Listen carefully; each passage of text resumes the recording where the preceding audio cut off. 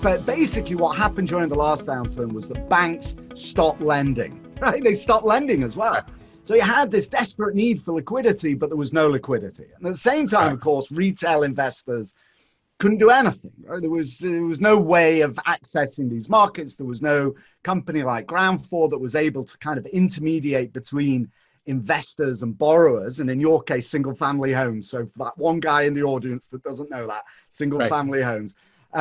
So have you seen that same with this particular downturn? Is that the same trend that you're seeing now, that banks have stopped lending and that you're filling a gap, or are you seeing something different? Is it a bit different this time? It's different. It's different this time. It's always different, right? What's consistent is that capital markets that are built on a house of cards always come tumbling down, right? The way they come tumbling down, which Jenga block, fails in the capital markets house of cards, always is different.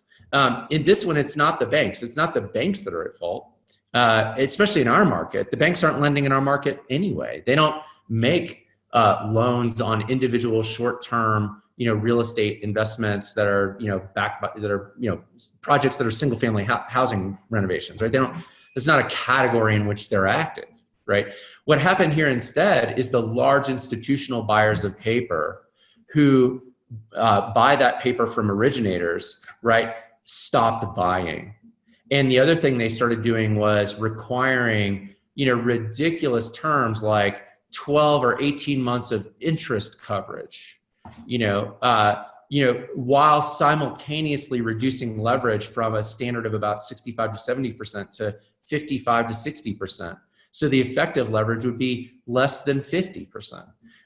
That's very damaging to a real estate entrepreneur, right? The sponsors in our audience here know that, right? To not be able to achieve the leverage really limits your ability to take on projects, right? And by the way, that has a terrible effect on the economy as well, right? I mean, this all rolls 3 and 6 and 12 months downhill in a really deleterious way.